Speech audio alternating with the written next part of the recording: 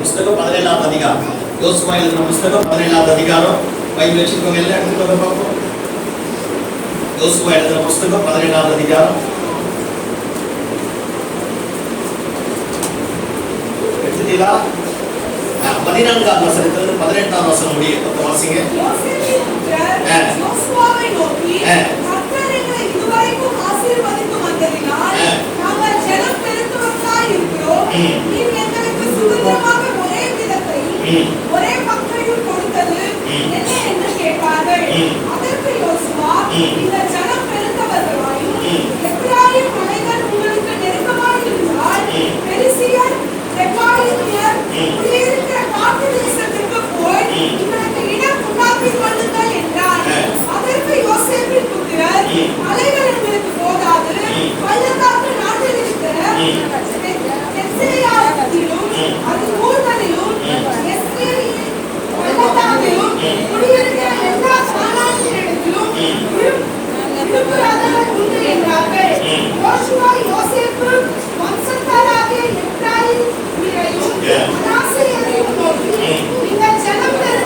நீங்கள் ஜனம் பெருத்தவர்கள், உங்களுக்கு மகா பராக்கிரமம் உண்டு.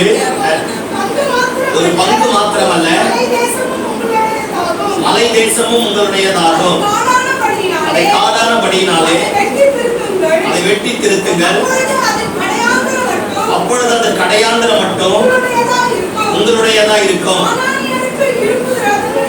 கானானியருக்கு இருப்பு ரதங்கள் இருந்தாலும் பலத்தவர்களா இருந்தாலும் நீங்கள் அவர்களை துரத்தி விடுவீர்கள் என்றார். இன்னும் ஒரே ஒரு வசனம் பார்ப்போம். நியாயாதிபதிகள் புஸ்தகம் 1ஆம் அதிகாரம் 22ஆவது வசனம். நியாயாதிபதிகள் 1:22. யோசேப்பின் குடும்பத்தாரும் பெத்தேலுக்கு விரோதமாய் போனார்கள். கர்த்தர் அவர்களோட கூட இருந்தார். அல்லேலூயா, அல்லேலூயா. படிச்சது எல்லாம் புரிஞ்சுதா? புரிஞ்சுதோ புரியலையோ நான் புரிய வைக்க போறேன். அல்லேலூயா சொல்லுங்க பாப்போம். 12 ஆண்டுகளை முடித்து 13ஆவது வருஷத்துக்குள்ளாக போகிற உங்களுக்கும் பிரசங்கம் பண்ற எனக்கும் ஆண்டவர் பேசக்கூடிய வார்த்தை கவனிக்க பாப்போம். யோசேப்பின் வம்சத்தார் 2 பங்காயிருக்க ஆரம்பித்தான். எல்லாம் என்ன பாருங்க பாப்போம். 1 நாளாகமோ 1ஆவது அதிகாரத்திலிருந்து 10ஆவது அதிகாரம் வரைக்கும் படிச்சு பார்த்தீங்கன்னா 2 பேருடைய சரித்திரம் மட்டும்தான் அந்த 1 நாளாகமத்துல சொல்லப்படும். 1 யாபேஸ், 2வது யோசேப். இந்த யோசேப்பை பத்தி சொல்லப்படும். யோசேப்பை பத்தி ஆண்டவர் சொல்லுவார் பாருங்க. ரூபன் இந்த தகப்பனுடைய மஞ்சத்தை தீட்டுப்படுத்தினபடினாலே ராஜாதிபத்தியம் அப்படின்னா சேஷ்ட புத்திர பாகம் யோசேப்பின் வசமாய் மாறிற்று.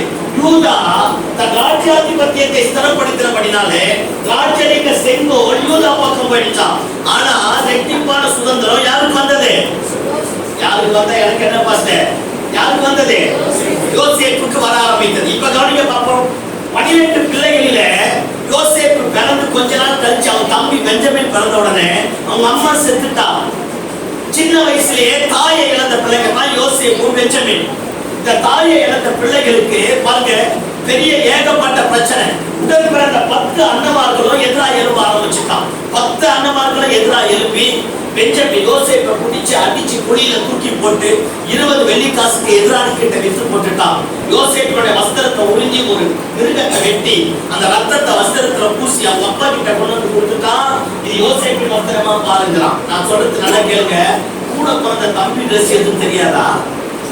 அவங்க எப்படி அது கேட்கறாங்க பாருங்க. ஆட்டை அடிச்சுட்டு யோசேப்பின் வஸ்திரமா பாரு அப்படிங்கிறான். யாக்கோபு செத்து போயிட்டான். நம் பையன் இல்ல. ராகேல 14 வருஷம் நேசித்தான். உயிருக்கு உயிரா நேசித்தான். அப்பேற்பட்ட பிள்ளை சின்ன வயசுலயே தாய் இழந்து போனான். இப்ப தகப்படி இழந்து போனான். அந்நிய தேசத்துக்கு போயிட்டான். அந்நிய தேசத்துல போய் எல்லாம் கவனிக்க பார்ப்போம். 12 ஆண்டுகள் அவனை போல பாடுபட்டவன் உலகத்துல ஒருத்தனும் கிடையாது. கவனிக்க பார்ப்போம். செய்யாத குற்றம், செய்யாத பழி, செய்யாத தண்டனை அந்த 12 வருஷம் நாயா பாடுபட்டான். அவன் பட்ட பாடுக்கு அளவே கிடையாது. நன்மை செய்தவன் எல்லாம் எதிரியா மாறிட்டான், துரோகியா மாறிட்டான். அந்த 12 ஆண்டுகள் முடித்து 13ஆவது ஆண்டு வந்த உடனே கர்த்தர் யோசேப்புக்கு கொடுத்த தரிசனத்தை நினைவு கூற ஆரம்பித்தார். இல்லையா சொல்லுங்க பாப்போம். 17 வயசுல கண்ட தரிசனம் 30ஆவது வயதுல 12 ஆண்டுகள் கழித்து எல்லாம் நான் சொல்றது புரியுதா? 13வது வருஷத்துல அப்படின்னா தரிசனம் பெற்று 13வது வருஷத்துல கர்த்தர் யோசேப்பை எகிப்து தேசத்துக்கு அதிபதியாய் மாத்தினார். அல்லேலூயா. எகிப்து தேசத்துடைய சட்டத்தையே மாத்தினான். எகிப்து தேசத்திற்கு வாழ்வு கொடுக்க ஆரம்பித்தான். எகிப்து தேசத்துடைய பிரமாணங்களையே யோசேப்பு தலைக்களாய் மாற்ற ஆரம்பித்தான். இந்த 13வது வருஷத்துக்குள்ளாக போகிற உனக்கு எனக்கு கர்த்தர் அதான் சொல்றார். இந்த 12 வருஷத்துல நீங்கள நானும் தெய்வத்தை விடாம உத்தமமா பரிசுத்தமா உள்ளத்தின் ஆழத்திலிருந்து நல்மனசாட்சியோட யாருக்கும் துரோகம் பண்ணாம ஆண்டவரை பின்பற்ற ஆரம்பித்தா இயேசுவின் நாமத்துல இந்த 13வது வருஷத்துல நீங்களே மறந்து போன ஜபங்களுக்கெல்லாம் கர்த்தர் பதிலை தருவார். கர்த்தர் கொடுத்த வாக்குத்தத்தத்தை நிறைவேற்றுவார். ஸ்தானத்தையே கர்த்தர் மாற்றி போடுவார். அல்லேலூயா. அவள் இருக்கிற பாட்டுல மேலாய் கர்த்தர் கொண்டு போய் வைப்பார். எவன் அடிமைப்படுத்தினானோ அவனுக்கு மேல நம்முடைய கரத்தை கர்த்தர் வச்சு அவனை நமக்கு கீழாக கொண்டு வந்து வைக்க போதுமான ஆண்டவராக இருக்கிறார். சொல்லுங்க பாப்போம். பாருங்க, யோசேப்பு அப்படி மாறிட்டான். பயங்கரமா பெருகிட்டான். இஸ்ரவேல் 700 பேரா எகிப்துக்கு போனான். 430 வருஷமா யோசேப்பு அப்படிங்கிற பேர்ல தான் இஸ்ரவேல எகிப்தில பயங்கரமாய் பழகி பெருக ஆரம்பித்தான். யோசேப்பு அப்படிங்கிற பேர்ல தான் பயங்கரமா பழகி பெருக ஆரம்பித்தான்.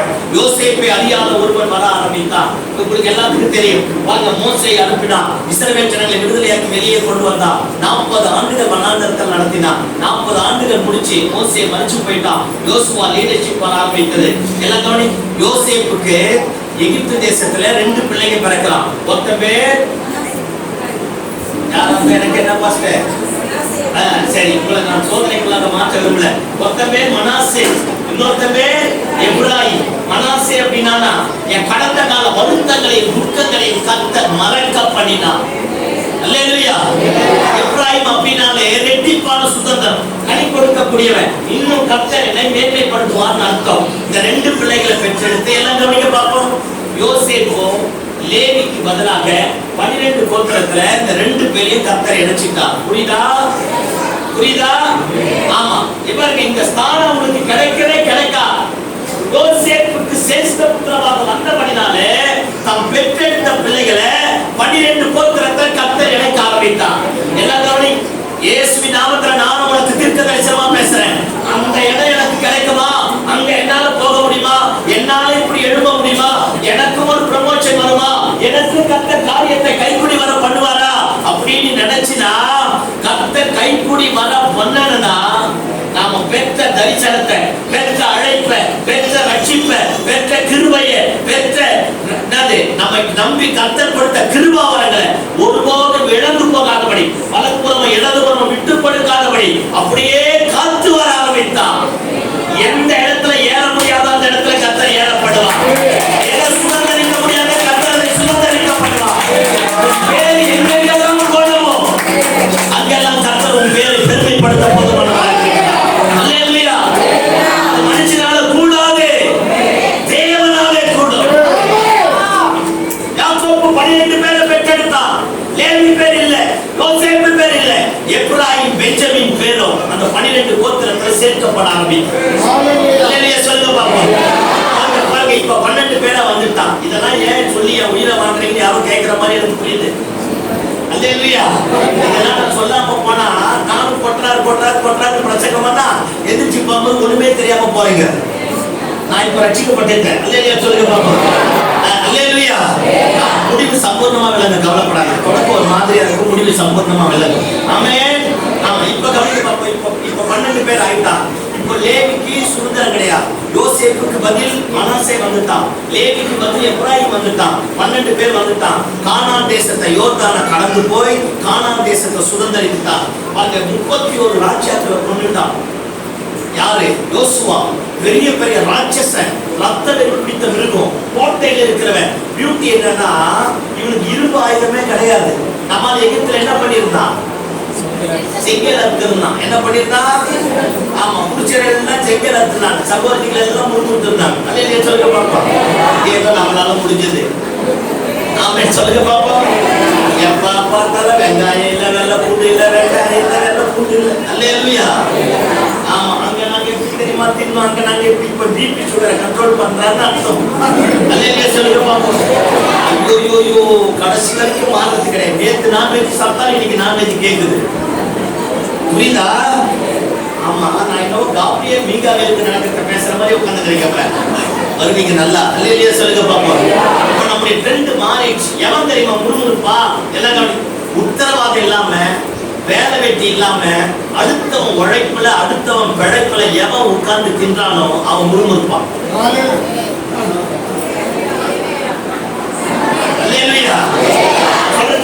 வேலை வெட்டி இல்லாம, உத்தரவாதம் இல்லாம, அடுத்தவன் உழைப்புல எவன் உட்கார்ந்து திங்கிறானோ அவன் தான் முறுமுறுப்பான். இனிமே முறுமுறுப்பீங்க. மண்ணா வந்துடுச்சுல, அதனால ஒரே முறுமுறுக்கு. காலம் வந்துடுச்சுல, முறுமுறுக்கு. கவனிக்க பார்ப்போம். வேலை வெட்டி இருக்கிறவன் பாருங்களேன், போடா அவன் வயிற்று பொழுப்பாவன் பாராப்பா, அவன் என்ன கஷ்டப்பட்டான், நீ கனவு நல்லா வச்சுக்கலாம் அப்படின்ட்டு போவான். ஆனா அந்த வேலை வெட்டி இல்லாதாலும், உத்தரவாதம் இல்லாதாலும், ரெஸ்பான்சிபிலிட்டி இல்லாதாலும் தான் போராமப்பட்டு எரிஞ்சு நின்று என்னென்னமோ பண்ணுவாங்க. அது எப்படி கட்டிட்டாங்க, அது எப்படி வந்துச்சு, அவங்க எப்படி கூப்பிட்டாங்க, இங்க எப்படி கூப்பிட்டாங்க, கேட்டு மட்டும் என்ன பண்ண போற? ஒண்ணும் கிடையாது. அவன் கஷ்டப்பட்ட அவனை கர்த்தர் ஆசீர்வதிக்கிறார். சொல்லுங்க. அவன் கஷ்டப்பட்ட கர்த்தர் அவனை உயர்த்துறார். இந்த வேலை வெட்டி இயேசு நாமத்துல எல்லாம் அந்த 13ஆம் வருஷத்துல வேலை இல்லாதவங்க கண்டிப்பா வேலைக்கு போகணும். ஆமென். அடுத்த உழைப்புல சாப்பிட்டா அது மானங்கட்ட வாழ்க்கை. ஐயோ சோக்கிரமாட்டே. என்ன ஒரு மாதிரியே பாக்குறீங்க? சொல்லணும்னு தோணுச்சு, சொல்லிடுறேன். சொல்லுங்க பாப்போம். அடுத்தவன் உழைப்புல, அடுத்தவன் பலனை, அடுத்தவனுடைய ரத்தத்தை உறிஞ்சி சாப்பிட்டுட்டு உட்கார்ந்து இருந்தோம். அது மானங்கட்ட குழம்பு. சோத்திரமாண்டவரே, சத்தமே காணோம். அல்லேலூயா சொல்லுங்க பாப்போம். ஐயோ அது உழைப்பே கிடையாது. இப்ப அடுத்து வர அடுத்தவன் ஜபத்துல, அடுத்தவன் ஆராதனையில, கொண்டாட்டி ஜபத்துல ஒன்னே போடுவேன். நானா இருந்தேன் முடிச்ச ஜபத்துல, பாஸ்ட் ஜபத்துல வாழ்க்கை நடத்தலினா அது மானங்கட்ட வாழ்க்கை. அல்லேலூயா. ஏய், சொந்த ஜபம் ரொம்ப முக்கியம். சொந்த ஆராதனை ரொம்ப முக்கியம்.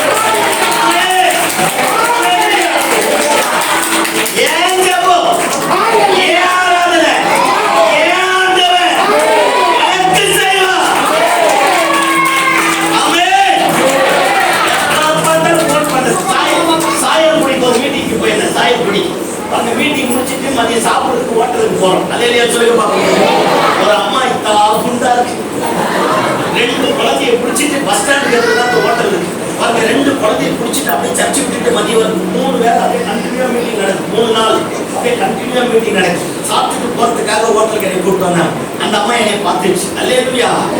நேரம் அந்த அம்மா இங்க பாரு பாஸ்டர் கேக்குதா, அந்த ஆள் மாற மாட்டான். நல்ல ஜெபம் பண்ணு, அதுவும் உபவாசம் பண்ணி நல்ல ஜெபம் பண்ணி. யார் பேட்ட புள்ள நல்ல ஜெபம். அந்த ஆள் மாறணும். அடுத்த முறை நீ வரும்போது நான் சொல்லணும் அந்த ஆள் மாறி இருக்கிறாரு. நீ ஒண்ணும் பண்ணாத. அல்லேலூயா சொல்லு பாப்பா. பாஸ்டர் அல்லேலூயா. சோத்திரமாண்டவரே. புரியுது ஆண்டவமாரே. நிறைய பேர் இப்படித்தான் பாஸ்ட் மேல சுத்தி விட்டுருக்கு. பலியாடு சுத்தி விட்டுருவாங்களா, போக்காடா அந்த மாதிரி ஒரு பிரச்சனை தூக்கி பாஸ்ட் மேல இந்த மாதிரிலாம் விடக்கூடாது. அல்லேலூயா. இதெல்லாம் ஏன் சொல்றேன்னா பின்னாடி முடிவு சம்பந்தமா விளங்கும். ஆமென் சொல்லி பார்ப்போம். இப்ப கவனிக்க பார்ப்போம். அந்த 12 கோத்திரமும் யோர்தானை கடந்துட்டான். யோர்தானை கடந்து யோசுவா கிட்ட ரெஸ்பான்சிபிலிட்டி வர ஆரம்பித்தது. 31 ராஜாக்களை கொண்டு போட்டுட்டு தேசம் மொத்தம் சுதந்திரித்துட்டான். ரத்த வெறி பிடிச்சவன், கோட்டையில் இருந்தவன், ராட்சசன், இரும்பு ரதங்களை வச்சிருந்தவன், அத்தனை பேரையும் பிஞ்சி போல செருப்புக்கு வக்கு இல்லாதவன் செங்கேல் அறுத்தவனை வச்சு கத்த ஜெயிக்க பண்ணினான். சொல்லுங்க பாப்பா. அப்ப எல்லாம் ஜெயிச்சுட்டான். அந்த அத்தனை தேசத்தை 9 கோத்திரத்துக்கு பங்கிட்டு கொடுத்துட்டான். பங்கிட்டு கொடுத்த உடனே இந்த யோசேப்பினுடைய வம்சம் இருப்பார். யாராரு? எப்ராயிம், மனாசே. அந்த 2 வம்சம் பாத்தீங்களா, அவங்க 2 பேரும் இப்போ யோசுவா கிட்ட முறையிட்டான். ஐயா, நாங்கள் எல்லாரும் ஜனம் பெருத்தவர்களா இருக்கிறோம்.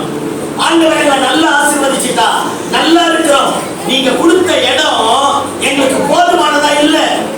ஒரே பங்கை கொடுத்துட்டீங்க, ஒரே விதத்தை கொடுத்துட்டீங்க. அதனால நாங்க ஜனம் பெருத்தவர்களா இருக்கிறோம்.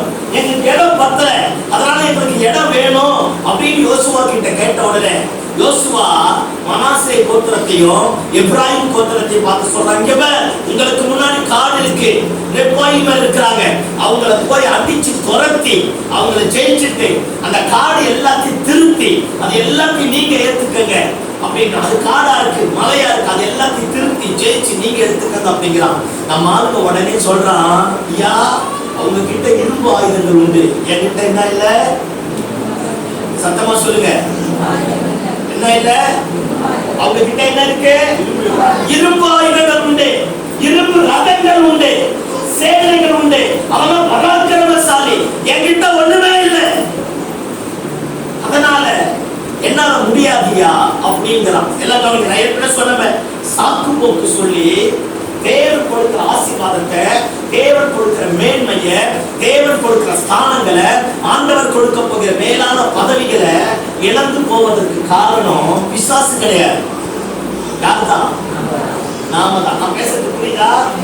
இந்த 13வது வருஷத்துல இப்ப இதெல்லாம் சொல்ல வர எல்லாம் கவனிக்க பார்ப்போம். நீங்க ஜனம் பெருத்தவர்களா இருக்கிறீங்க, உங்களுக்கு இன்னும் தேவை. ஆமே, இன்னும் உயரணும், இன்னும் மேன்மை அடையணும், இன்னும் மகிமை அடையணும், இன்னும் உங்க பிள்ளைங்க பெருகணும். சொல்லுங்க பார்ப்போம். பெருகின உடனே இவன் போய் சொல்றான், எனக்கு இருக்கிற இடம் பத்தாது. அப்படின்னா என்ன? நல்ல தரிசனம் இருக்கு, இன்னும் வளரணும், இன்னும் உயரணும், இன்னும் மேன்மை அடையணும், 4 பேருக்கு மத்தியில மாறணும், சத்துருக்களுக்கு மத்தியில கர்த்தரை மேன்மைப்படுத்தணும். நல்ல தரிசனம், நல்ல பெருக்கம், நல்ல எண்ணம். ஆனா அந்த சோம்பேறித்தனம், எதிரியை பார்த்து பயப்படக்கூடிய குணம், அடுத்தவங்க இருக்கிறதே பார்த்து பெருசா பேசி தன்னை தீவிர பண்ணி தன்னை மட்டுப்படுத்தி தன்னை அசிங்கப்படுத்தக்கூடிய ஒரு விதமான கேரக்டர் இந்த யோசேப்பு வம்சத்தார்கிட்ட இருக்க ஆரம்பித்தது. நான் பேசுறது புரிஞ்சுதா? சொல்லுங்க பாப்போம். 31 ராஜாக்கள் சொன்னா சூரியனை சந்திரனை நிறுத்தினா அவன்லாம் கோட்டையில அப்பேற்பட்டவனை ஜெயிச்சவனே இப்ப அவன் தான் பேசுறான். அவங்க கிட்ட இரும்பு ஆயுதம் இருக்கு, என்கிட்ட என்ன இல்ல? என்கிட்ட என்ன இல்ல? ஒண்ணுமே இல்லை. எல்லாம் இணைய பாருங்க பார்ப்போம். எல்லாம் இணைப்பாங்க. நான் தான் சொல்றேன், நாம ஒண்ணுத்துக்குமே விளங்காத ஆளா இருந்தாலும் இயேசுவின் ரத்தத்தினாலே கழுவப்பட்ட பாத்திரமா இருக்க ஆரம்பித்தார்கள். ஆட்டுக்குட்டியின் ரத்தத்தினாலே கழுவப்பட்டு என்னைக்கு எகிப்தின் அடிமைத்தனத்தை விட்டு வெளியே வந்தார்களோ அன்னைக்கே கானானிய சொன்னானா, நீங்க எகிப்தை விட்டு வெளியே வரும் பொழுது எங்களுடைய இருதயங்கள் கரைந்து போயிற்று, எங்க பலன் அற்று போயிற்று. அல்லேலூயா. இங்க இந்த 16 வருஷத்துல உன்னை என்னையை பார்த்து சொல்றான். அது இல்லாம இந்த டிசம்பர் மாசம் முடிச்சுட்டு புது வருஷத்துக்குள்ள போக போறோம். நம்ம எல்லாரையும் பார்த்து ஆண்டவர் சொல்றான், எதிரிய பார்க்காத, அவங்க கிட்ட 1000 இருக்கட்டும், 1000 இல்லாம போகட்டும். உங்ககிட்ட ஒண்ணுமே இல்லாம இருக்கலாம், நீ நடுத்தருவுல இருக்கலாம், புறக்கணிக்கப்பட்டவனா இருக்கலாம், அனாதையா இருக்கலாம், கைவிடப்பட்டவனா இருக்கலாம், அப்பா அம்மா இல்லாத ஆளா இருக்கலாம், என நேசிக்க ஒருவருமே இல்லைன்னு நினைக்கலாம். ஆனா யோசுவா இந்த ஜனங்களை பார்த்து சொல்றான், உங்களுக்குள்ளே பராக்கிரமம் உண்டு. ஆமென் சொல்லுங்க பாப்போம்.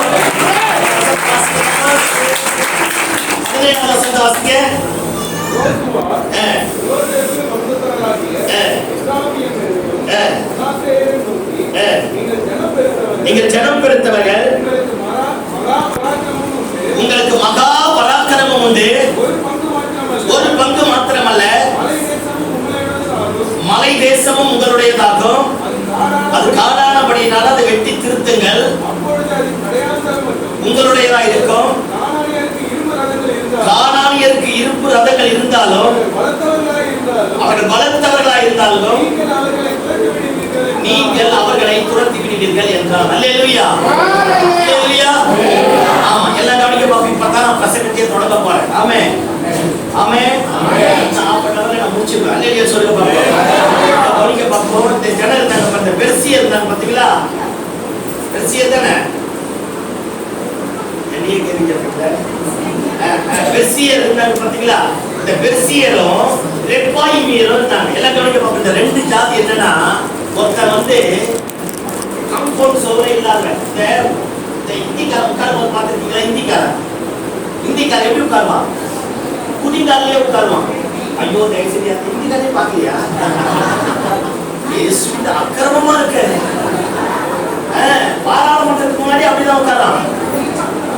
உட்காருவான்?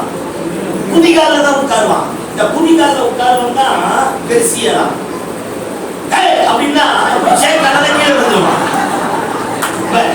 குதிகால உட்கார்ந்து வச்சுக்கல அப்படின்னாலே தப்புன்னு ஒண்ணு எப்படி சாய்வல்னா இவனை பார்த்து யோசேப்பு பயந்தான். ஐயோ சோத்திரமாண்டவரே, நான் இவ்வளவு நல்லா பேசணும் வந்தேன் தெரியுமா? அவனை பார்த்து யாரு பயந்தானா? சாம்போன் சொல்லே கட்ட மாட்டானா. மதில் இல்லாத அந்த பட்டம் நமக்கு பேரு. There is no root for him. அவனுக்குன்னு ஒரு ஸ்திரத்தன்மை உள்ள ரூட் கிடையாதான், ஒரு ஒழுங்கு கிடையாதான், ஒரு சிரமம் கிடையாதான். அப்பேற்பட்டவனை பார்த்து யாரு பயந்தா? நீ எகிப்து தேசத்துடைய சட்டத்தையே மாற்றி எழுதுறவன்டா. இப்பதான் யோசுவா சொல்றான், உனக்குள்ள என்ன உண்டு? அவன் குடிகால உட்கார்ற பையன் அப்படின்னா அவன் என்ன செஞ்சிருவான்? விழுந்துருவான்.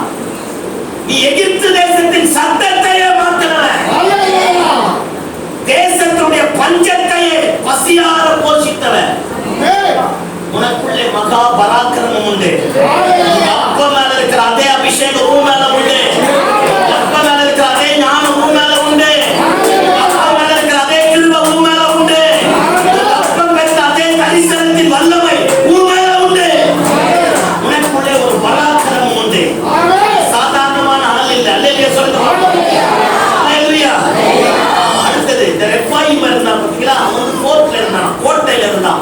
இரும்பு ரதங்கள் அவங்கிட்ட இருந்தான். ஒருத்தன் குதிகால உட்கார்றவன், ஒருத்தன் இரும்பு ரதத்துல போறவன். நான் என்ன சொல்றேன், எப்படி இருந்தா என்ன? அல்லேலூயா. பார்வோன் கிட்ட பார்க்காத இரும்பு ரதமா? ஆமென். ஆமா, அந்த ரெண்டு கூட்டத்தை பார்த்து யார் பயந்தா? மனாசேயும் எப்ராயிமும் என்ன செஞ்சிட்டான்? பயந்துட்டான். இப்ப யோசுவாவை பார்த்து சொல்றான், டேய் நீ யார் தெரியுமா? உன் சொந்த குடும்பமே உனக்கு விரோதமாய் எழும்பி உன்னை நிர்வாணமாக்கி உன்னை தூக்கி குழியில போட்டு அந்நிய தேசத்துல விற்று போட்ட போது நீ ஆராதித்த ஆண்டவர் உன் கூட இருந்து அந்நிய தேசத்துல உனக்கு பக்கபலமா இருந்தார். உனக்குள்ள ஒரு பராக்கிரமம் உண்டு. உனக்குள்ள ஒரு அக்கினி எரியுது. உனக்குள்ள ஒரு தரிசனம் இருக்கு. உனக்குள்ள ஒரு வாரம் இருக்கு. நீ பராக்கிரமம் நிறைந்தவன். நீ அவனை பார்த்து பயப்பட வேண்டிய ஆள் கிடையாது. பயப்பட வேண்டிய ஆள் கிடையாது. உனக்குள்ள என்ன உண்டு? சத்தமா சொல்லுங்க. பராக்கிரமம் உண்டு, தரிசனம் உண்டு, வைராக்கியம் உண்டு, ஒரு சீல் உண்டு. நீ பாவத்தோட ஒன்றித்து போறவங்க கிடையாது. பரிசுத்தத்திற்காக ஜீவனை இழக்கக்கூடிய அல்லேலூயா. அப்படிப்பட்ட மனாசே எப்ராயிமை பார்த்து யோசுவா சொல்றான், உங்களுக்குள்ள என்ன உண்டு? பராக்கிரமம் உண்டு. எல்லாம் கவனிக்க பார்ப்போம். இந்த நல்ல 13வது வருஷத்துல யோசேப்பு எழும்பினான். அதே மாதிரி ஜனங்களுக்கு நிலத்தை பங்கிட்டு கொடுக்க இந்த நம்ம வாசித்தவர் யுத்தம் எல்லாம் முடிஞ்சு யோசுவா நிலங்களை பங்கிட்டு கொடுக்கிற வருஷமும் 13வது வருஷம். அல்லேலூயா சொல்லுங்க பாப்போம். இப்ப கவனிக்க பாப்போம். நீங்களும் சத்தமா சொல்லுங்க. உலகம் எல்லாம் 13வது நம்பரை பேய் விடணும். ஆமென். பைபிள் மட்டும் தான் 13 ஆவிக்குரிய நம்பரா வச்சிருக்கேன். ஆமென். 17 வயசுல தாவீது அபிஷேகம் பண்ணப்பட்டான்.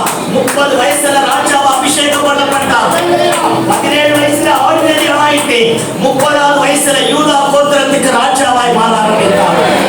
உனக்குள்ளே இருக்கிற பராக்கிரமத்தை மக்கள் தட்டி எழுப்பினா, உனக்குள்ளே இருக்கிற ஜபாவி மக்கள் தட்டி எழுப்பினா, உனக்குள்ளே இருக்கிற அபிஷேகத்தை மக்கள் தட்டி எழுப்பினா. அல்லேலூயா. எவனும் உன்னை மேற்கொள்ள முடியாது. சத்தமாமே சொல்லுங்க பாப்பா. ஆமா, பாருங்க. ஏசாயா தீர்க்கதரிசி சொல்றார், எழும்பு சீயோனே, எழும்பு, உன் வல்லமையை தரித்துக் கொள், தூசியை உதறிவிட்டு எழும்பு.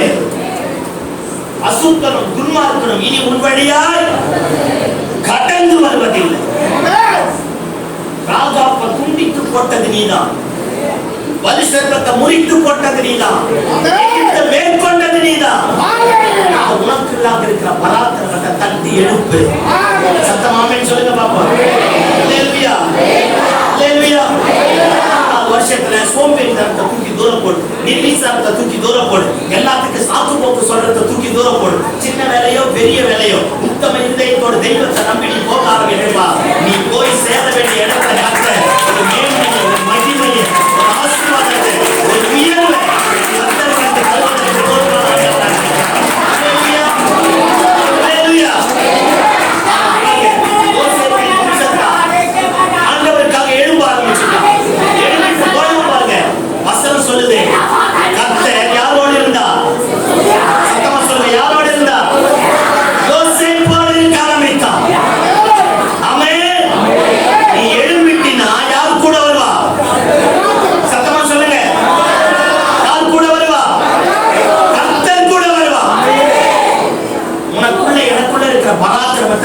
எடுக்கணும்.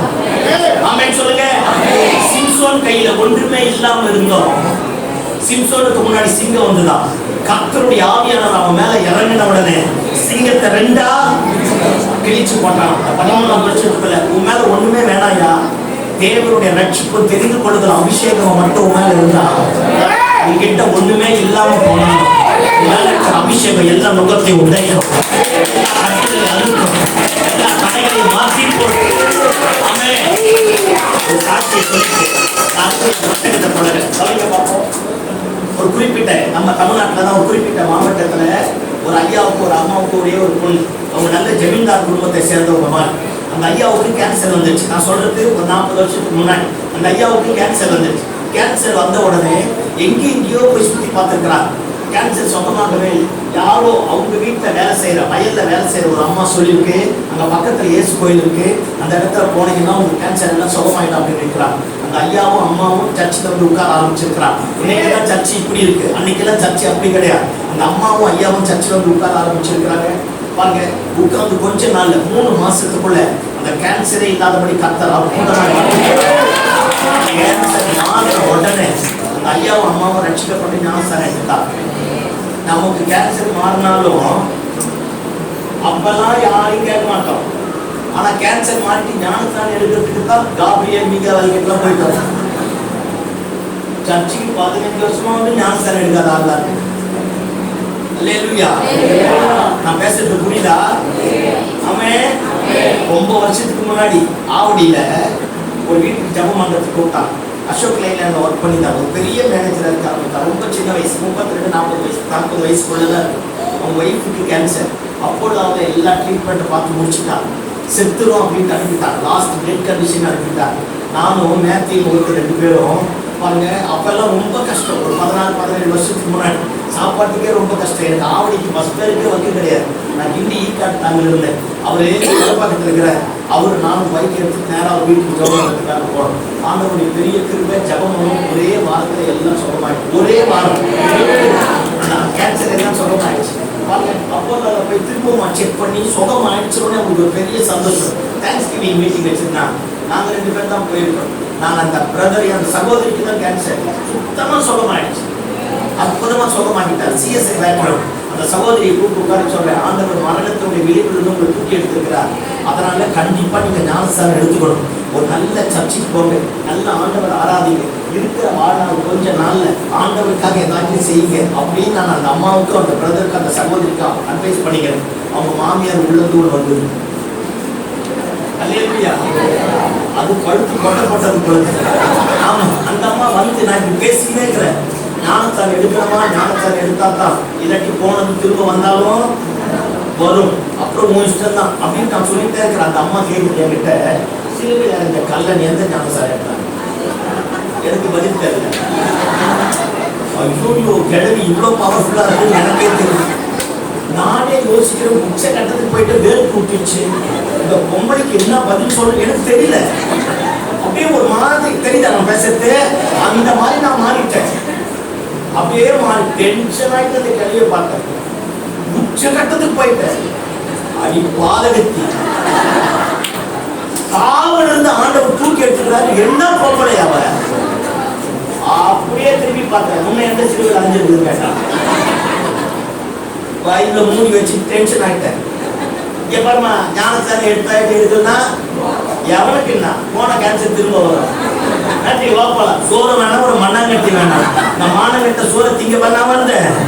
சோத்திரம் ஆண்டவரே, சொல்லுங்க ஆண்டவரே. அல்லேலூயா. நான் உச்சக்கட்ட டென்ஷன் ஆகிட்டேன். சாவு பண்ணலையே, வீட்டுக்கு போன சோறு இல்லை, அது வேற விஷயம். புள்ளி பசித்தாலும் நானும் மேத்திக்கிட்டு சொன்னேன், வண்டி அடியா போலாம். எம்ஐடி தான் வச்சுக்கிறேன். எம்ஐடி எடுத்துட்டு நேரம் வந்துட்டு சாப்பிடு. அடுத்த நாள் ஃபோன் பண்ணார், ஃபஸ்ட்டு தயவு செஞ்சு மனுஷன் அந்த பொம்பளை தான் எல்லாத்துக்கும் சாப்பிட்டு எல்லாம் செய்யறாங்க. நாங்கள் கண்டிப்பாக ஞானஸ்தானம் நீ எடுத்தா இது எடுக்காட்டி கிளம்பு காத்து. இன்னைக்கு நிறைய இந்த மாதிரி தான் உனக்குள்ள இருக்கிற அந்த பராக்கிரமத்தை தட்டி எழுப்பினா கர்த்தர் செய்த நன்மை நினைச்சு பார்த்து திரும்ப வந்தீங்கன்னா நல்லது. இல்லையா?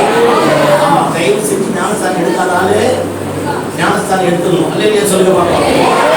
இப்ப கவனிக்க பார்ப்போம். அந்த ஜமீன்தார் ஃபேமிலி, அந்த புருஷ மனைவி 2 பேரும் வந்து ஞானஸ்தானம் எடுத்துட்டாங்க. பொண்ணு 6வது 7வது படிக்குது. ஞானஸ்தானம் எடுத்து ஊருக்கு போனாங்க. ஊரை விட்டு ஒதுக்கி வச்சுட்டாங்க. அடுத்த சம்பந்தமா சொந்தமே சொத்துல பங்கு கிடையாது. நீ ஜாதி விட்டு ஜாதிக்கு போயிட்ட, இயேசுவை ஏத்துக்கிறேன் போ அப்படின்னு அனுப்பிட்டாங்க. அந்த அம்மா சொல்லிச்சான். அந்த அம்மா இதுக்கு முன்னாடி ஒரு அம்மாவை பார்த்தோம்ல, அது ஒண்ணு. அல்லேலூயா. இப்ப இந்த அம்மா சொல்லிச்சான், பாருங்க, என் புருஷனுக்கு கேன்சர் இருக்கும்போது ஜாதியோ மதமோ இந்த அம்மா வம்சத்தினுடைய பேரோ இந்த ஜமீன்தாருடைய பேரோ காப்பாத்துறது யார் தான்? இயேசு தான். ஒரு மண்ணாங்கட்டி வேணாம், இயேசு இருந்தா போதும். மொத்த சுத்தி வந்து சாதாரண கம்பெனியில வாட்ச்மேன் வேலைக்கு அந்த ஐயாவை போக ஆரம்பிச்சிருக்கு. இந்த அம்மா வீட்டு வேலை செய்ய ஆரம்பிச்சிருக்கு. ஜமீன்தார் குடும்பம் வீட்டு வேலை செய்ய ஆரம்பிச்சிருக்கு. பாருங்க, வீட்டு வேலை செஞ்சு 6 வருஷம் அந்த மனுஷன் உயிரோடு இருந்திருக்கிறார். வயது மூப்பு நிமித்தமாக 6 வருஷம் கழிச்சு அவர் செத்துட்டார். கேன்சர் கிடையாது, வயது மூப்பாயிடுச்சு, செத்துட்டார். இந்த பொண்ணு +2 படிக்கிறான். +2ல ஸ்டேட் ஃபர்ஸ்ட் வந்திருக்கிறான். ஸ்டேட் ஃபர்ஸ்ட் வந்து பிகாம் போய் எம்காம் போய் சிஏ ஜாயின் பண்ணியிருக்கிறான். சிஏல கோல்டு மெடலிஸ்ட் ஆயிருக்கிறான். நல்ல மார்க் எடுத்து பாருங்க ஒரு இன்டர்நேஷனல் கம்பெனியில ஒரு ஆடிட்டரா வேலைக்கு போயிருக்கிறான்.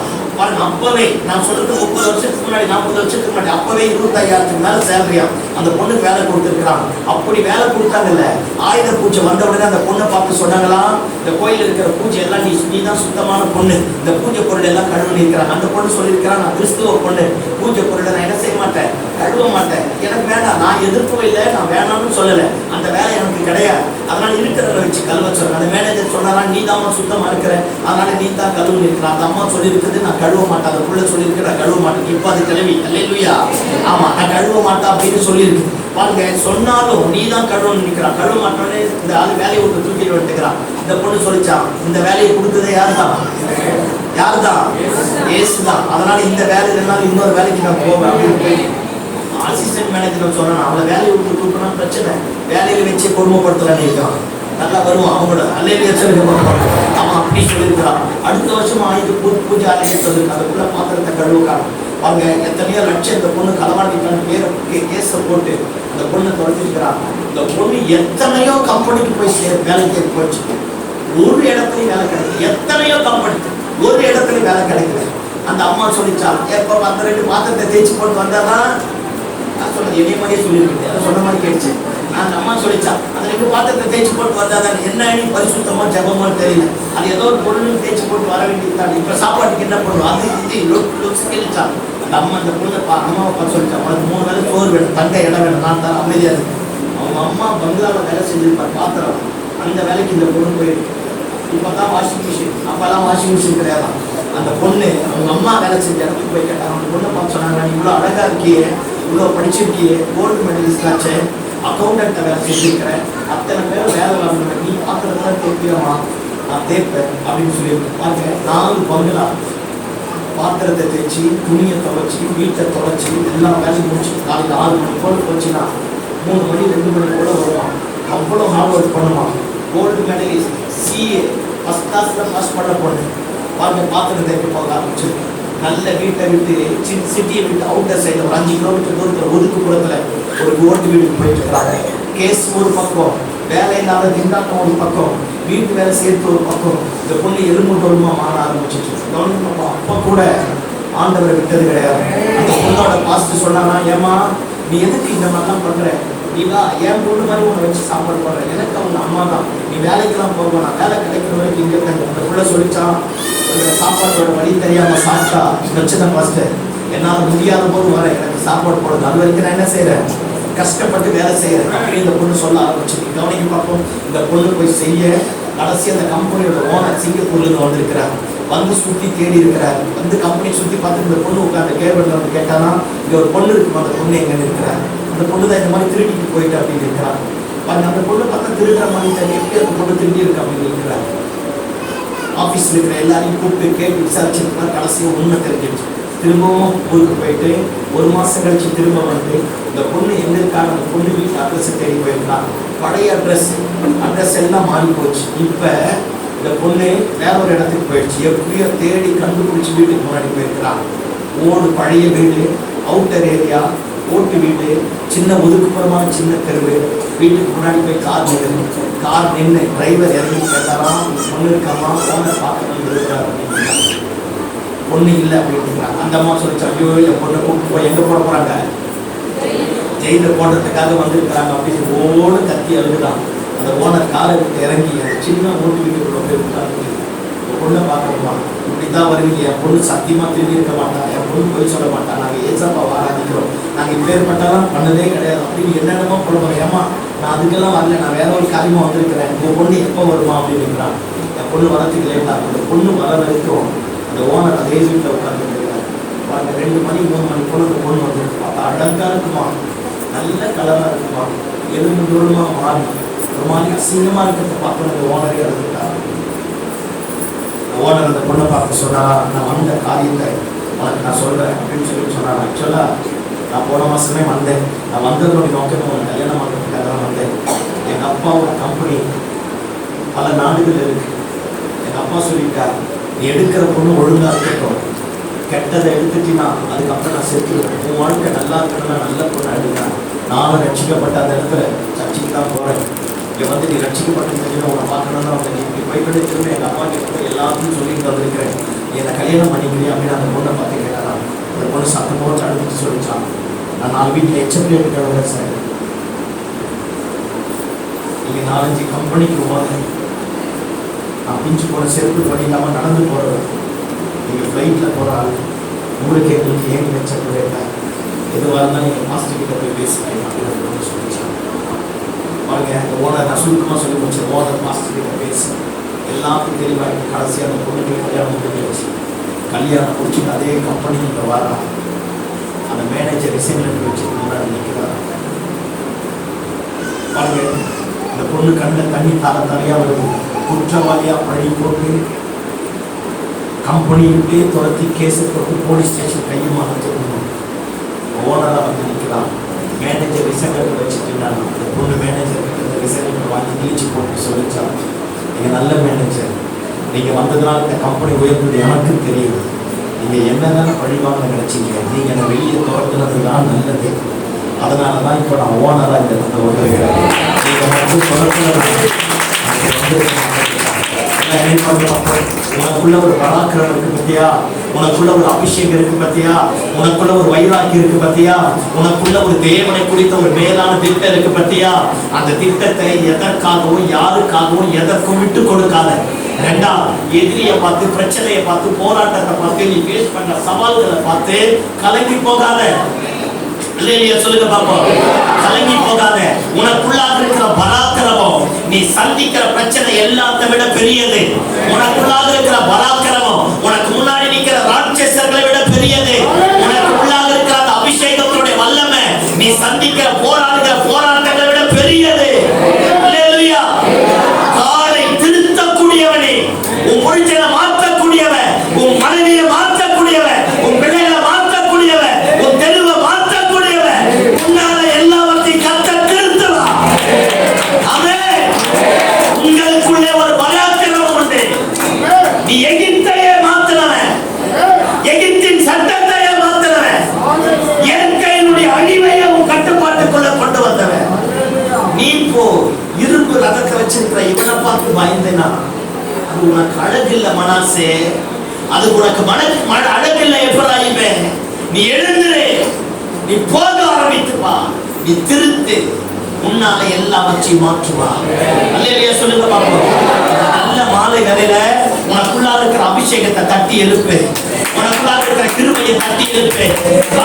இடதுபுறம் விழுந்துடாத, அங்கே பார்க்காத, குறுக்கு வழியை தேடாத, ஆண்டவரை விட்டுடாத. எத்தனை எதிர்ப்பு வந்தாலும் சேனைகளின் கர்த்தர் உன் கூட என் கூட இருக்கிறார். அல்லேலூயா. உன் கையில ஒண்ணுமே இல்லாம போனாலும் சிங்கத்தை கிழிக்கக்கூடிய அபிஷேகம், எதிரியை சுக்குநூறாக மாற்றக்கூடிய அபிஷேகம் உன் மேல உண்டு. ஆமென். உன்னை நீ மட்டுப்படுத்தாத, உன் ஜபத்தை மட்டுப்படுத்தாத, உன் அபிஷேகத்தை மட்டுப்படுத்தாத. நீ கொஞ்ச நேரம் ஜபம் பண்றியோ, ரொம்ப நேரம் ஜபம் பண்றியோ, ஆனா அந்த ஜபத்தை கேட்கக்கூடிய ஒரு உயிரோடு இருக்கிறார். அல்லேலூயா. உன் ஜபம் பெருசு, சத்தமா ஆமென் சொல்லு. அல்லேலூயா. இருக்கிற பலத்தோடு எழுந்து போக ஆரம்பித்துப்பா. சோம்பேறித்தனத்தை உதறு, நிர்விசாரத்தை உதறு, குற்றப்படுத்தாத, குறை சொல்லாத, அடுத்தவனை பிளேம் பண்ணாத. அதெல்லாம் நமக்கு தேவையில்லாத. யாரையும் வயிறு எரிச்சல் வேண்டாம். அவன் கஷ்டப்பட்டாலும் நல்லா இருக்கிறான். என்ன உயர்த்தக்கூடிய கர்த்தர் உயிரோடு இருக்கிறார். என்னை கனப்படுத்தக்கூடிய கர்த்தர் உயிரோடு இருக்கிறார். எனக்குள்ள ஒரு தெய்வத்தோட பராக்கிரமம் உண்டு. ஆமென். நீ எழும்ப ஆரம்பித்து பாரு. உன் மேல படிச்ச தூசியை உதற, சோம்பேறித்தனத்தை தூக்கி தூரம் போட, இந்திசாரத்தை தூக்கி தூரம் போட, எதிரியை பார்ப்பதை விட்டு விட்டு இயேசுவை பாரு. கர்த்தர் காரியத்தை தலைக்கீழாக மாற்றுவார். சவுல் எதிரியே பார்த்திருந்தான், எழும்ப முடியல. தாவீது இயேசுவையே பார்த்திருந்தான், எழும்பிட்டான். சவுலுக்கு எல்லாம் இருந்தது, எழும்ப முடியல. தாவீதுக்கு எதுவுமே இல்லை, எழும்பினான். அல்லேலூயா சொல்லுங்க பாப்போம். அல்லேலூயா. நமக்குள்ளாக இருக்கிற அந்த வைராக்கியம் இருக்குப்ப, never quench your spirit. உன் அபிஷேகத்தை, உன் ஆவியை, உன் வைராக்கியத்தை அணைச்சிடாத. எப்ப வேணா எதை வேணா சொல்லட்டும். அல்லேலூயா சொல்லுங்க பாப்போம். ஆமென். ஆமா, ஸ்காட்லாந்துல ஜான் நாக்ஸ் ஒருத்தர் இருந்தா, கவனிக்க பாப்போம். நல்ல பிரேயர் வாரியர். அந்த ஸ்காட்லாந்து ஆண்ட ராணிக்கு பேரு மேரி. அவ பேர் என்ன? இங்க யாரா இருக்க போறீங்க? பைபிள் இருக்கிற எல்லா பேரையும் வச்சிருக்கு. என்ன பேர் வச்சு பிரசங்கம் பண்றதுன்னே தெரியல. அப்படியே பிரசங்கம் பண்ணாலும் பாஸ்டர்கிட்ட சண்டை பார்த்து சொல்லி பேசிட்டு போனாங்க. ஐயோ, நீங்க விசுவாசிகளா தெரியல. அல்லேலூயா சொல்லுங்க பாப்போம். அந்த அம்மா பேர் என்னது? மேரி. அவ பேர் சாதாரண மேரி கிடையாது. அவ பேரு ரத்த வெறி பிடிச்ச மேரி, பிளட் ராணின்னு பேர். அவ சொன்னாலாம், ஸ்காட்லாந்து அவ்வளவு பெரிய ராணுவம் இருக்கக்கூடியது. அவ சொன்னாலாம், ஊரே என்ன கண்டு பயப்படுது, ஆனா இந்த ஆளு முட்டி போட்டா மட்டும் எனக்கு கை காலே நடுங்குது. நான் என்ன சொல்றேன், எப்பேற்பட்ட கொம்பனா இருந்தாலும் உன் மேல இருக்கிற அபிஷேகத்துக்கு முன்னாடி நான் தலை வணங்கியா. அங்க இங்க பார்க்காங்க. அப்பா அம்மா எல்லாம் நல்லா இருக்காங்க, அவங்களுக்கு அப்பா அம்மா இருக்காங்க, எனக்கு யாருமே இல்லை நினைக்காது. இல்ல தேவ பிள்ளைய, எனக்கு அப்பா அம்மா இருக்காங்க. தகப்பன தாயை கைவிட்டாங்க கர்த்தருனை. இல்லையா சொல்லுங்க பாப்போம். ஆனா இல்லாதது மேல உன் கண்ணை பறக்க விடாத. இல்லாதது மேல உன் கண்ணை பறக்க விடாது. அவங்களுக்கு அது இருக்குது அதனால அவங்க வளர்ந்துட்டான், அவங்களுக்கு இது இருக்கு அதனால அவங்க வளர்ந்துட்டான், அவங்களுக்கு இது இருக்கு அதனால வளர்ந்துட்டான். இல்ல எதனா இருந்தா என்ன, இல்லாம போனா என்ன. இந்த 13வது வருஷத்துல உன் மேல இருக்கிற அபிஷேகம், இருக்கிற பராக்கிரமம், உன்னை ரட்சித்த பரிசுத்த ரத்தத்தை வல்லமை உன்னை கனப்படுத்த பாரு, உன்னை மேன்மைப்படுத்த பாரு, காலை திருத்துவ பாரு, சீர்கெட்டு போனதை சீர்படுத்துவ பாரு, எதெல்லாம் வளர முடியாத இடத்துல கட்ட வளர பண்ணுவாரு பாரு, அற்புதத்தை கட்ட நடப்பிப்பார் பாரு, சுதந்திரிக்க முடியாத சுதந்திரிப்ப நீ எழுந்துட்டினா கர்த்தரும் கூட வருவா. ஆமென். அல்லேலூயா. எழுந்து போ, மேல படிச்ச தூசியை உதறு. Never give any lame excuse. எப்ப பார்த்தாலும் நொண்டி சாட்சி சொல்லாது. காரணங்கள் சொல்லுகிறவர்கள் சாதிப்பதில்லை, சாதிக்கிறவர்கள் காரணங்களை சொல்வதில்லை. இந்த ஸ்காட்லாந்து ராணி சொன்னாலாம், ஜான் நாக்ஸ் முட்டி போட்டாலே என்னால் அவனுக்கு முன்னாடி நான் நிற்க முடியல. என்னென்னமோ இத பண்ணா, ஊரையே அடக்கலாம், யார் அடக்க முடியல, ஜான் நாக்ஸ் அடக்க முடியல. இல்லையா சொல்லுவோம். அவனுக்கு முன்னாடி அவன் நடுங்க ஆரம்பித்தான். அதே ஜான் நாக்ஸோட ஆண்டவர் தான் நம்முடைய ஆண்டவராக இருக்கிறார். இதத்தான் யோசேப்பு எகிப்துல செஞ்சான். ஆமென். யோசேப்பு கிட்ட என்ன இருந்தது? எகிப்துக்கு வரும்போது நிர்வாணமா, ரத்த காயத்தோட, ரணகாயத்தோட, அடியோட, வேதனையோட, 20 வெள்ளி காசுக்கு விற்கப்பட்ட அடிமையா, அப்பா யாருமே தெரியாம, அம்மா யாருன்னு தெரியாம இவனுக்கு தெரியும், அவங்களுக்கு தெரியாது, மகன்களுக்கு எந்த ஜாதி எந்த மகன் தெரியாத போக ஆரம்பித்தான். அதே யோசேப்பு 13வது வருஷத்துல எந்த சிறைச்சாலையில கட்டப்பட்டிருந்தானோ அதே சிறைச்சாலை தேடி பார்வோனுடைய ரதம் வர ஆரம்பித்தது. ஆமென். 13வது வருஷம் தொடக்க அன்னைக்கு காலையில பிரேக்ஃபாஸ்ட் அவனுடைய ஜெயில், நைட்டு டின்னர் பார்வோனுடைய அரண்மனை. ஒரே ஒரு நைட்ல கர்த்தர் எல்லாத்தையும் மாற்றுவாங்க. 13வது வருஷம் ஒரு பெரிய டிரான்ஸ்ஃபர்மேஷன் வரும் பாரு, ஒரு மாற்றம் வரும் பாரு. இந்தியா முழுக்கவே, இந்தியாவிலே வரும் பாரு, அரசியலே வரும் பாரு, சபைகளிலேயே வரும் பாரு. நாம் நினைச்சவங்க எல்லாம் எதை நினைச்சோமோ அவங்களை விட நினைக்காத இடத்துல ஒரு மகிமை எழுந்து பாரு. அற்புதத்தை செய்வா. அல்லேலூயா. பராக்கிரமத்தை, உன் அபிஷேகத்தை, உன் வல்லமை, உன் தரிசனத்தை, உனக்கு கொடுத்த வாக்குத்தத்தத்தை விட்டுடா. அதை தட்டி எழுப்பி மேல எழும்ப ஆரம்பித்துப்பார். ஆமென். கர்த்தர் காரியத்தை தலக்கணாக மாற்றப்படுவார். ஆமென் சொல்லுங்க பாப்போம். எபிரேயர் சொன்னா, நான் தாயாக எழும்பும் அளவும் கிராமங்களும் பட்டணங்களும் கடந்து அங்க நேர் வழியாய் வர வேண்டிய பக்க வழியாய் வந்தான். 12 கோத்திர பிதாக்கள் எழுப்புல ஒவ்வொருத்தர்கிட்டயா போய் கெஞ்சிறான். பிசினஸ் பண்றவன் பிசினஸ்ல இருந்துட்டான், கடற்கரையில மீன் பிடிக்கிறவன் மீன் பிடிக்கிறது இருந்துட்டான், ஆடு மேய்க்கிறவன் ஆட்டு மந்தையை பார்ப்பதற்காக போயிட்டான். ஒருத்தனும் வரல. இவ தீர்மானம் பண்ணிட்டான், எவன் வந்தானா வராம போனான்னு அவனை கொண்டு செய்ய வேண்டிய காரியத்தை என்னை கொண்டு காட்ட காரியத்தை மாற்றுவான். அல்லேலூயா. உங்களுக்கு தெரியுமா, பைபிள்ல சாதித்த பெண்கள் எல்லாருக்கும் பின்னாடி அவங்க புருஷன் பேர் இருக்குது. ஐயோ சொல்லுங்கப்பா, இப்ப நான் இதுல தெளிவா இருக்கிறேன். அல்லேலூயா சொல்லுங்க பாப்போம். பைபிள்ல சாதித்த எல்லா பெண்களுக்கு பின்னாடி சத்தமா சொல்லுங்க. ஐயோ சொல்லுங்கப்பா. ஓ நீங்களா? சொல்லுங்கப்பா. சோத்திரமாண்டவரே, புரியுதா நான் பேசுறது? கொஞ்சம் பாட்டு பாடினா பாஸ்டர் கொஞ்சம் சான்ஸ் தந்தா புருஷனே மதிக்கிறது கிடையாது. எங்க பாஸ்டர் சொன்னாதான் அவன் உருட்டு கட்டை எடுக்கிறான். பாஸ்டர் புடிச்சுனா நான் புடிச்சுனாங்கிறான். ஏய் நீ பண்ற அபியூஸ் தானே இருக்க. நான் பொதுவா பேசுறேன், நீங்க 4 பேர்கிட்ட சொல்லுங்கன்னா சோ என்ன மாதிரியே பாக்குறீங்க. ஐயோ சோத்திரமாண்டவரே, பாரு இந்த மாதிரி இருக்க கூடாது. இந்த வசனம் சொல்லும் பாருங்க, லபிதோத்தின் மனைவியாக்கி போறான். அவர் தீர்க்கதரிசி, உங்களுக்கு தெரியுமா? பெஸ்ட் தீர்க்கதரிசி, பெஸ்ட் சிங்கர், உலகத்திலேயே முதல் பெண் ராணுவ வீராங்கனையே வந்தான். அல்லேலூயா. பெஸ்ட் ப்ராஃபெட், பெஸ்ட் தீர்க்கதரிசி, முதல் ராணுவ வீராங்கனை. கவனிக்க பார்ப்போம். அவளை மாதிரி பாட்டு பாடக்கூடிய யாரும் கிடையாது. 5வது அதிகாரம் 5வது அதிகாரம் பாருங்க, அற்புதமா பாட்டு பாடியிருப்பான்.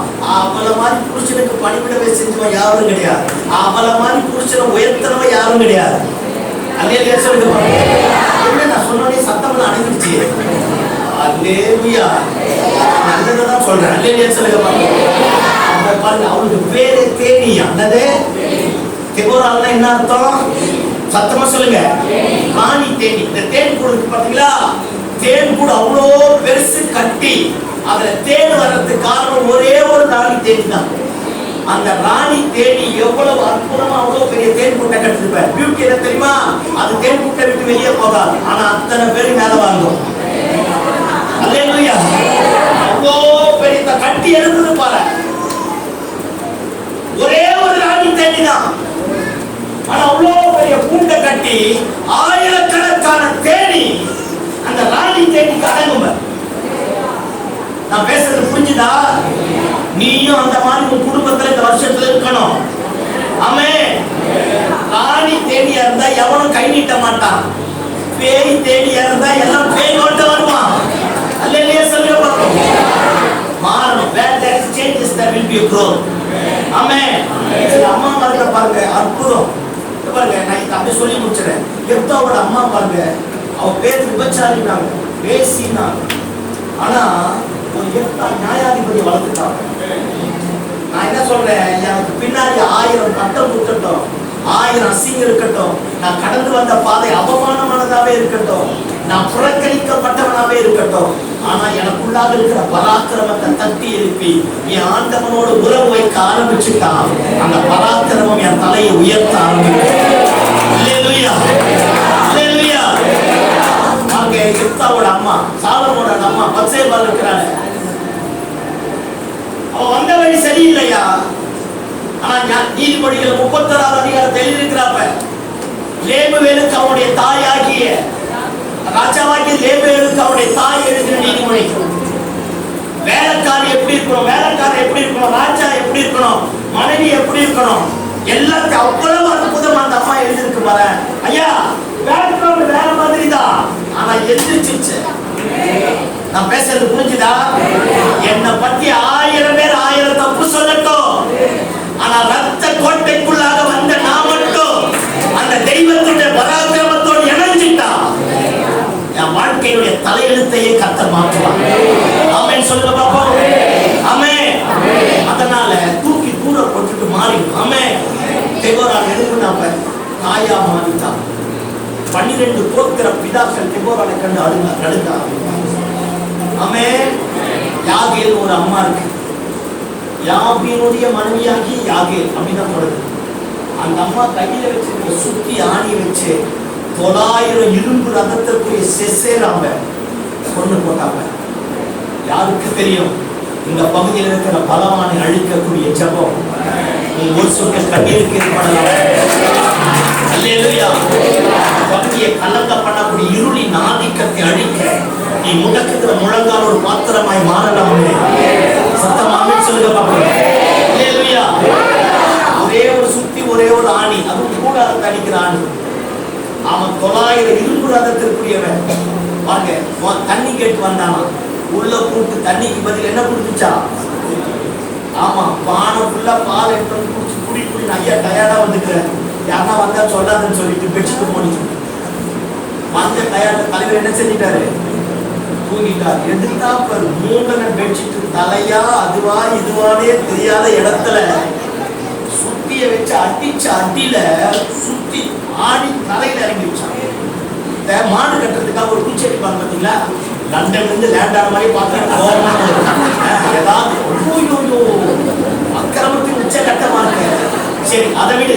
சாமினா போடுறதுக்கு ஒரு ஆணி அடிப்பாங்கல்ல, இது கூட தெரியாது. எப்ப நடிப்புக்கு ஒரு அளவு என்ன? சாமினா போற ஆணி அடிப்பாங்கல்ல, ஆக்சுவலா மாடு கட்டுறதுக்கு அடிக்கிற ஆணி. அல்லேலூயா. அந்த ஆணியை தான் இவன் கூடாரம் கட்டுறதுக்கு வச்சிருந்தா. யாரு யாரு? படிப்பறிவு இல்ல, ஊர்ல இல்ல, சர்ச்சைக்கு போனாலும் தெரியா, ஆண்டவர் ஆராதிச்சாலும் தெரியா, ஊருக்கு ஒதுக்குப்புறமா இருந்தா. ஆனா கையில வச்சிருக்கிற கூடாரத்தின் ஆணியை வச்சு சிசேராவை கொண்டு போட்டான். ஆமென். சீக்கிரத்துல தேசத்துல ஒரு எழுப்புதல் வருவாங்க. நம்ம நினைக்கிற பெரிய பெரிய சர்ச்சை அங்கெல்லாம் வராது பாரு. கூடார வாசியில் இருக்கிற யாகைகள் எழுப்புவாங்க பாரு, எழுப்புவாங்க பாரு, சாத்தியத்தை மாற்றுவாங்க பாரு. அல்லேலூயா. அல்லேலூயா. அந்த தலைக்கீழா மாறிடும் பாரு. ஆமென். எழும்பணும் சொல்லு. பராக்கிரமத்தை புதைக்கக்கூடாது, அபிஷேகத்தை புதைக்கக்கூடாது, கிருபையை புதைக்கக்கூடாது. அந்த 12 வருஷம் நீ கேட்ட சத்தியத்தினுடைய வல்லமை வேறு ஊன்றப்படணும், மேல கனி கொடுக்க ஆரம்பிக்கணும். வேற எவனும் பார்க்க முடியாது, ஆனா வேறு எவ்வளவு ஆழமா போகும், எவ்வளவு ஆழமாய் போகுதோ அந்த அளவுக்கு சுனாமியையும் சூறாவளியையும் தாங்கக்கூடிய ஒரு பலன் அந்த மரத்துல வர ஆரம்பிக்கும். அல்லேலூயா. கேட்ட பிரசங்கம், நீ ஆராதித்த ஆராதனை, நீ ஜெபித்த ஜெபம், நீ பண்ண உபவாசத்துக்கெல்லாம் இந்த 13வது வருஷத்துல மேன்மையும் மகிமையும் அதுக்கு பாத்திரமாக ஆமென் சொல்லுங்க பாப்போம். அல்லேலூயா. தாவீது கோலியத்தை பார்த்து சொன்னான், ஈட்டியோட ரதத்தோடும் நானும் நீ நிந்திக்கிற இஸ்ரவேலின் தேவனாகிய சேனைகளின் கர்த்தருடைய நாமத்தினாலே வருகிறேன். அவங்கிட்ட ஈட்டி ரதம் இருக்குது, நம்ம கிட்ட ஆராதனை தம்பி நல்லா சொன்ன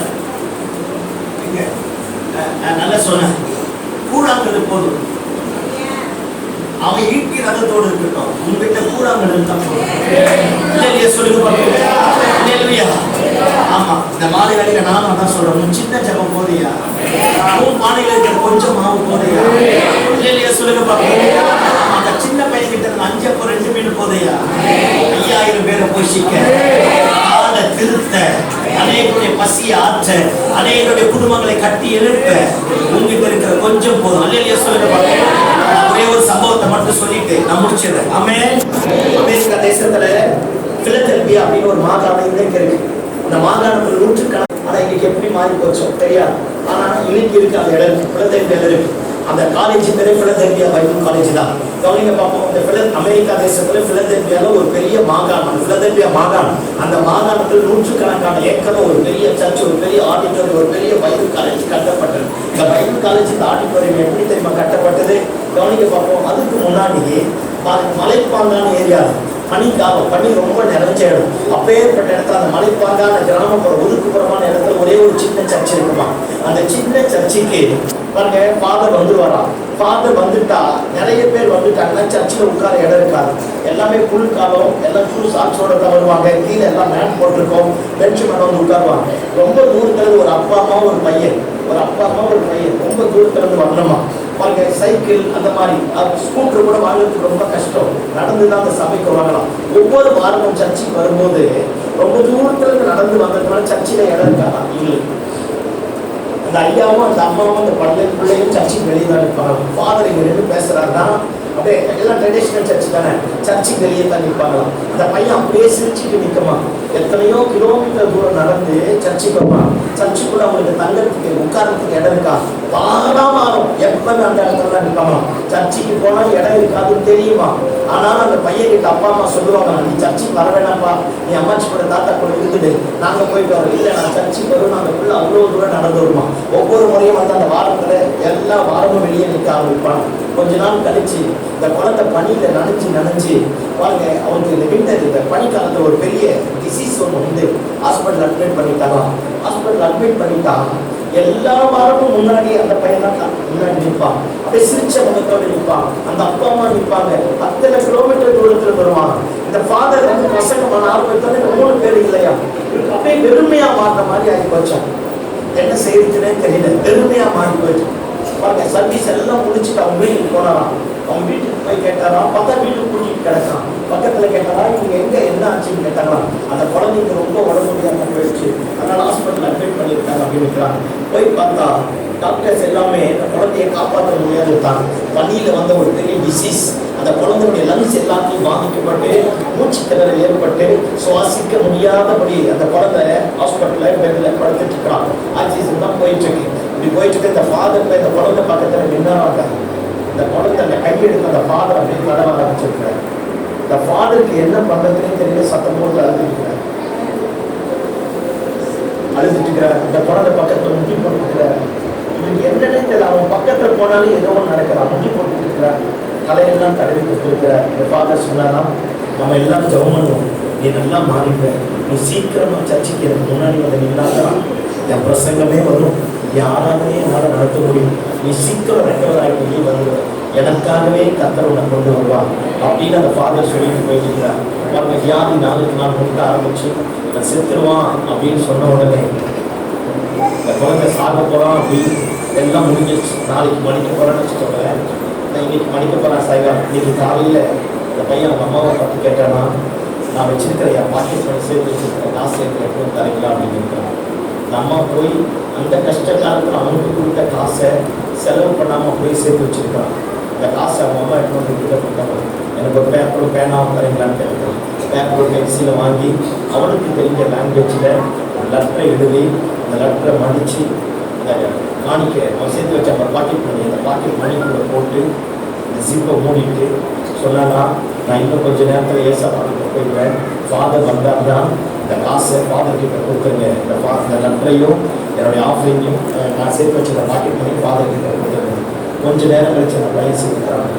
அந்த பையன் சேர்த்து முடிச்சுட்டான். எல்லாரும் வந்துட்டாங்க. அவனுடைய அடக்க ஆராதனைக்கு பாஸ்டர் வந்துருக்கிறார்.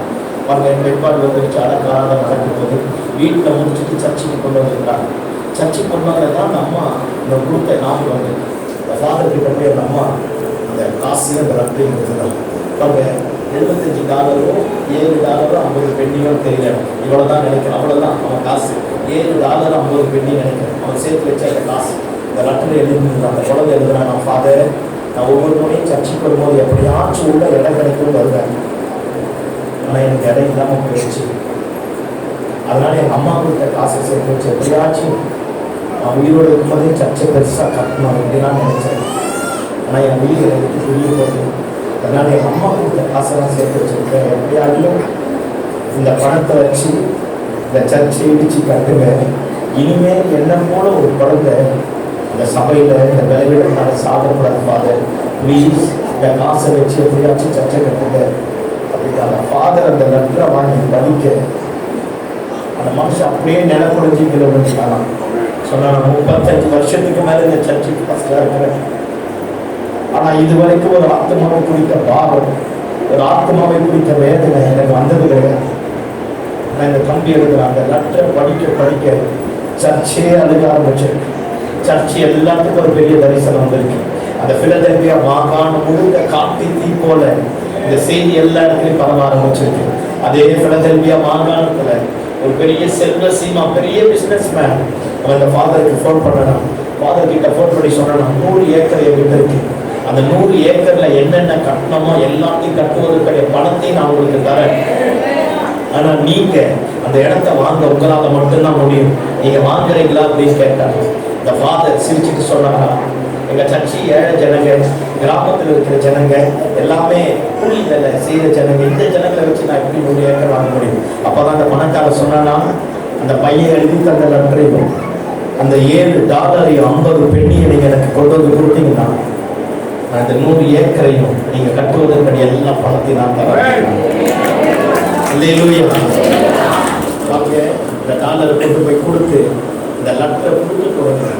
இந்த சபைக்காகவே அந்த 100 ஏக்கர் எழுதி தந்து அந்த 100 ஏக்கர்ல கட்ட வேண்டிய கட்டுமான பணிகளை அத்தனை பணத்தையும் தந்தாரம்.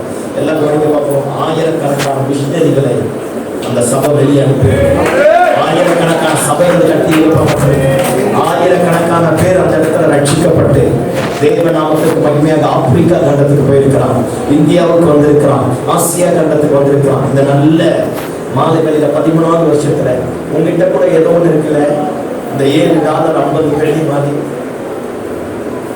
ஏதோ ஒரு சின்ன தரிசனம் இருக்குல்ல, ஐயா அது உங்களுக்கு பெரிய பராக்கிரம் ஐயா. ஒரு 10 நிமிஷம் முட்டி போட்டு ஜெபம் பண்றீங்க, அது பெருசியா? இந்த பராக்கிரமத்தை எடுக்க ஆரம்பித்து வரேன். இரும்பு ஆயுதம் வச்சிருந்தாங்க, ரதம் வச்சிருந்தாங்க. எவன் மந்திரம் பண்ணாங்க, மந்திரத்தை நமக்கு நம்ம எழுப்பி விட்டாங்க. எவன் கிட்ட அதிகாரம் இருந்தால் என்ன, ஆளுகை இருந்தால் என்ன, உங்ககிட்ட இருக்கிற பராக்கிரமம் இரும்பு ரதங்களை சுற்றுலாக மாற்றி போட்டு நீ சுதந்திரிக்க வேண்டியதை சுதந்திரிக்கப்பட்டு உனக்காக செய்ய வேண்டிய காரியத்தை கர்த்தர் செய்து முடிக்க போதுமான ஆண்டவராக இருக்கிறார். ஆமென். அல்லேலூயா. யோசேப்பின் வம்சத்தார் எழுப்பி போனார்களா? கர்த்தர் அவர்களோடு இருக்க ஆரம்பித்தார். அவர்கள் எல்லாரையும் திருத்த ஆரம்பித்தார்கள், எல்லாரையும் சுதந்திரிக்க ஆரம்பித்தார்கள், எல்லா இடத்திலும் ராஜ்யங்களை கட்டி எழுப்ப ஆரம்பித்தார்கள். சத்தமாமென் சொல்லுங்க பாப்போம். சத்தமாமென் சொல்லுங்க பாப்போம். ஆமா, கவனி. 13வது வயசுல யோசேப்பு, 13 வருஷத்துக்கு அப்புறம் யோசேப்பு எகிப்துல ஒரு மேன்மை தேடி வந்தது. 13 வருஷத்துக்கு அப்புறம் எப்ராயிமுக்கும் மனாசேக்கு ஒரு மேன்மை தேடி வர ஆரம்பித்தது. 13 வருஷத்துக்கு அப்புறம் தாவீது சிங்காசனத்தில் உட்கார ஆரம்பித்தார். இந்த 13வது வருஷத்துல பிரவேசிக்க போகிற உனக்கும் கர்த்தர் ஒரு மேலான அபிஷேகத்தை வச்சிருக்கிறார், மேலான திட்டத்தை வச்சிருக்கிறார், மேலான நோக்கத்தை வச்சிருக்கிறார். பயப்படாத, காடு காடா சுத்த மாட்டேன். காட்டை விட்டு கர்த்தர் வெளியே கொண்டு வருவார், அடிமைத்தனத்தை விட்டு வெளியே கொண்டு வருவார், உன்னை கொண்டு மகிமையினால கடத்தினால முடிச்சு விட்டுவார். இந்த 13வது வருஷம் இருக்கிற மாதிரியே கர்த்தர் இருக்க விட மாட்டார். உனக்காக யுத்தம் பண்ண போகிறார், அவருடைய பராக்கிரமத்தை உனக்கு தரப்போகிறார். எவன் முன்னாடி கர்த்தர் தலைவணிந்து போக விட மாட்டார். அந்த சின்ன தங்கச்சி பாருங்க, இன்டர்நேஷனல் ஓனரா மாறிட்டா. சின்ன அர்ப்பணிப்பு, சின்ன ஜபம், சின்ன பராக்கிரமம், சின்ன வைராக்கியம், சின்ன பரிசுத்தம், சின்ன ஜபம். சுதந்திரிக்க வேண்டியதை சுதந்திரிக்கப்படும். நம்ம தலையெழுத்தையே தலைக்கணாக மாற்ற ஆரம்பிக்கும். நம்ம எல்லாரும் அப்படி இருப்போம்.